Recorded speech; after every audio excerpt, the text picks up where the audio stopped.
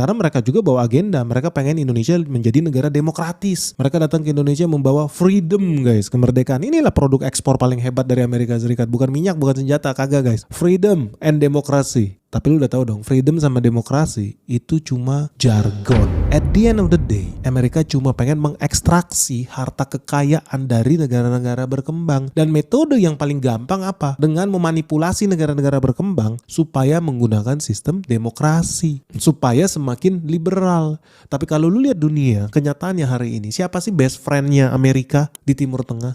Apa negara demokrasi? Arab Saudi lu kira negara demokrasi? Kagak. Negara kerajaan.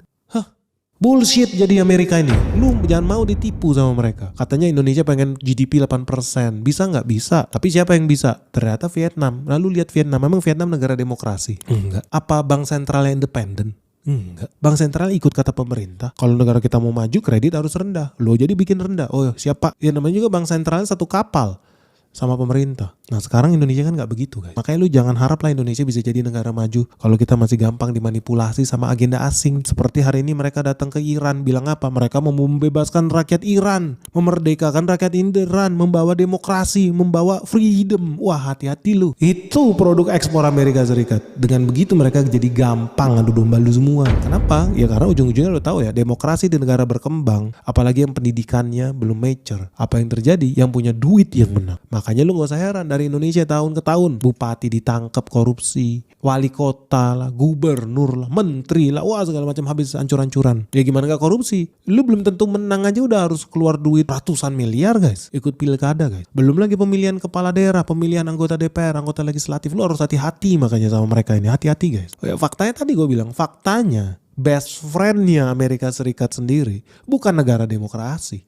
Best friend-nya negara Amerika Serikat sendiri, ya negara-negara autokrasi, negara-negara diktator guys, supaya bisa dikontrol. Intinya kenapa harus demokrasi? Supaya kalau nanti mereka nggak senang dengan presiden yang dilantik, mereka tinggal bikin kerusuhan, masuk lewat oposisi, kasih duit. Partai putih nggak bisa disogok, oke masuk dari partai merah. Partai merah kalah pemilu, masuk dari partai kuning, masuk dari hijau, masuk dari ormas, masuk dari ini semua. Simple, nikmat. Jadi memang negara demokrasi ini cuma jadi panen aja. Lu dibikin seolah-olah lu punya suara buat nyoblos 5 tahun sekali.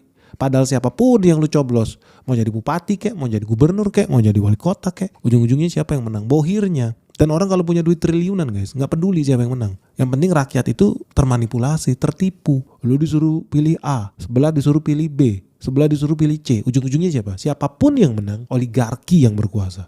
Karena oligarki pasti ngasih duit ke semuanya guys. That's the reality of demokrasi. Makanya Amerika Serikat sampai detik ini, apa agenda utama mereka? Ekspor demokrasi wajib supaya negara-negara makin banyak yang mereka bisa kontrol. True story. Makanya lo gak usah heran kayak Saddam Hussein digulingkan, Muammar Gaddafi digulingkan. Kim Jong Un pak kenapa gak bisa digulingkan? Simple, karena dia punya nuklir. Terjawab kan pertanyaan lu. Tapi kalau negara-negaranya diktator dan setia sama Amerika Serikat, dipelihara guys. Dipelihara sampai saatnya ketika dia tidak membutuhkan lagi diktator ini. Sikat, ganti diktator baru yang lebih dipercaya rakyat, yang pro rakyat. Padahal di belakang layar sama aja, cuma karyawannya